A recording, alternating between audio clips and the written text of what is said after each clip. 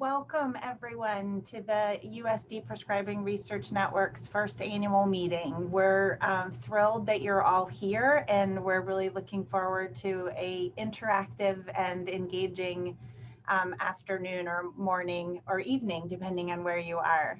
I'm going to turn things over to Mike Steinman.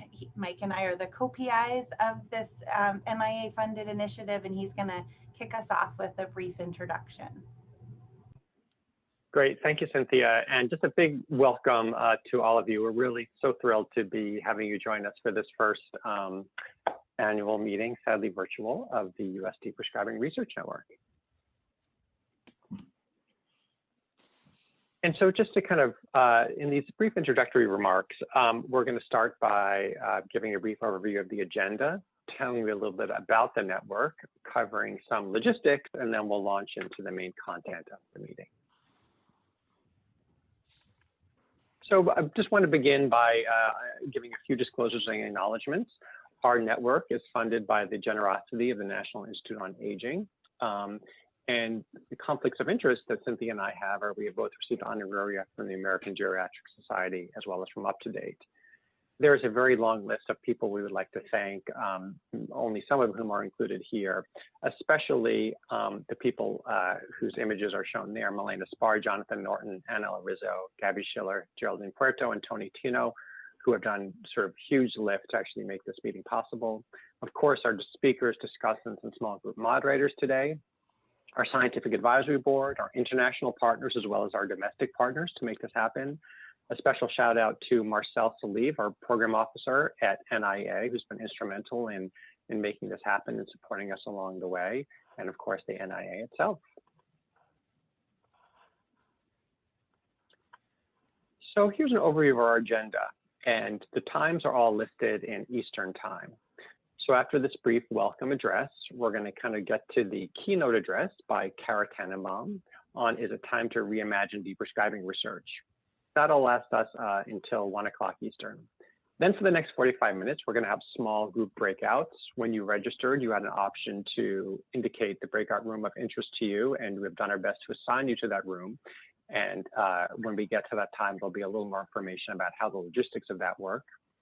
After the breakouts, we'll take a 30-minute break, and then we'll reconvene at 2:15 Eastern for a talk by Amy Linsky and Kristen Zimmerman on updates in deprescribing research, followed by Marcel Salive talking about updates in deprescribing funding opportunities from the NIH perspective, and then we will close it out. And all sessions will have Q&A, and that is very much in keeping with our goal of having this be as interactive and engaging as possible, and not just talking heads blabbing at you. So what is the network? And kind of in its essence, the network is really you. There's a lot of specific programs and opportunities I'll be briefly reviewing next, but the fundamental aspect of the network is the community that we are trying to build for people to network, to collaborate, to learn from each other, and to share from each other. And so you, both individually and collectively, are the key part of that. And our first and foremost goal for the network is to help you advance your own work in deprescribing research, to do work that is scientifically robust and impactful and really meets the needs of the community that we're trying to serve. And so we've structured our network and the activities around this central goal. And we have several key pillars, which I'll highlight briefly. Our first is around investigator development, and our core in this is led by Ken Buchvar and Jen Chia. And the goal of this core is really focused around developing the community, collaborations, education, and career development. So some of the activities that we have on offer are a series of webinars. We have a junior investigator intensive program that provides kind of intensive support for early stage investigators in this area. Applications for that are going to be, for our next cohort, are going to be due in February, and the call for applications will be released in a short while later this fall. We have a collaboration grants, which we encourage any of you interested to apply for. These are for small grants that allow you to advance your work by forging collaborations. And of course, the annual meeting. And all of the information that I'm presenting now is available on our website in more detail. Our next pillar is around pilot and grant planning awards. And this core is led by Sandra Simmons and Amanda Mixon. And the goal of this program is to support early stage research in deprescribing that has high potential to develop into future large projects, both to advance the science as well as your own individual research and careers in this area. So we offer 2 flavors of awards. One are the more traditional pilot awards.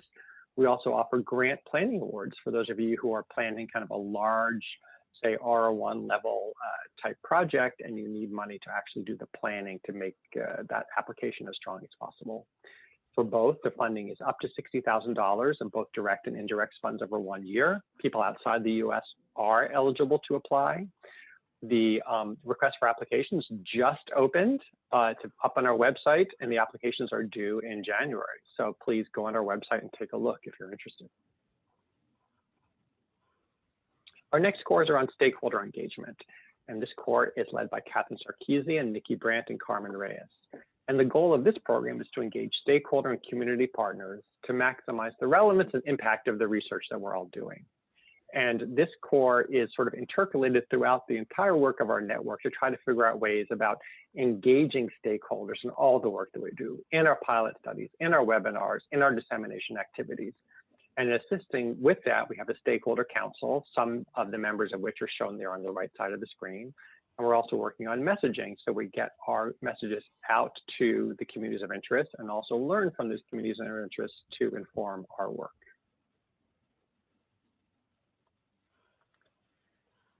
Liz Bayless and Sasha Dublin head up our data and resources core. And the goal of this program is to develop resources and provide supports to advance research in deprescribing.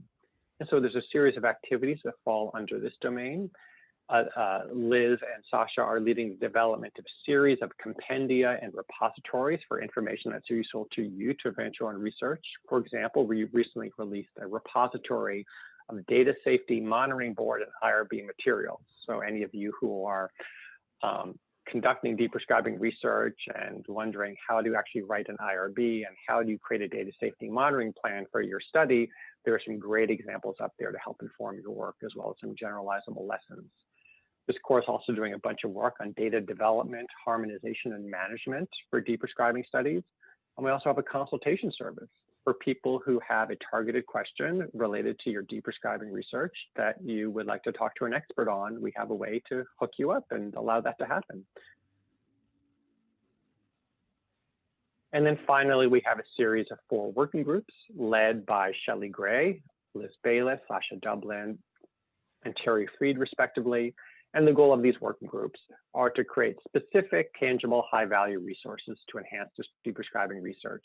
And so these working groups are working on a series of specific products around high-value targets for deprescribing, around measurement, around data harmonization, and around deprescribing communication.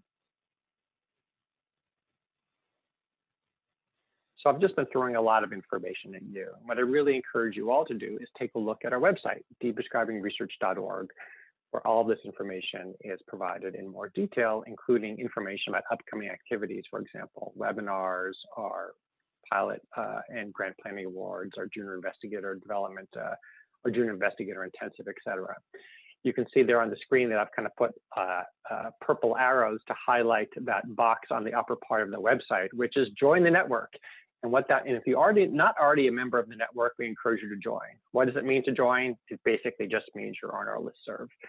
Nothing really more than that. But the real benefit that we see is it allows us to keep you up to date around upcoming opportunities and activities that we're doing to help you advance your work. And we promise not to spam you a lot. Finally, those of you who are on Twitter, follow us on @DeprescribeUS. And please do reach out. Our goal is to help you. That's what we're about. And we really want to do everything we can to advance the field and advance your own ability to move forward in it.